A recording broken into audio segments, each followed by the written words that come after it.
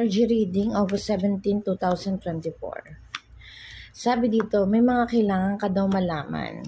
May mga kailangan kang tuklasin. Sinasabi dito, kung nararamdaman mo, this card say na hindi na katulad ng dati yung kinakasama mo or hindi na katulad ng dati yung tao na pinapahalagahan ka o minamahal ka.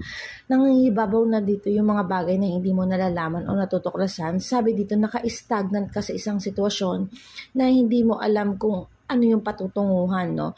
Nakikita ko dito na sabi dito na pag ito na daw po yung nararamdaman mo o feeling trap ka na, sabi dito, naka-corner ka na, yung parang hindi mo na alam kung ano talaga yung ano ba talaga yung gustong mangyari ng partner mo. Sinasabi dito, mag-move forward ka na daw, iwanan mo na daw yung taong nagpapabigat sa'yo kapag hindi klaro yung mga dumarating sa'yo sa ngayon, no?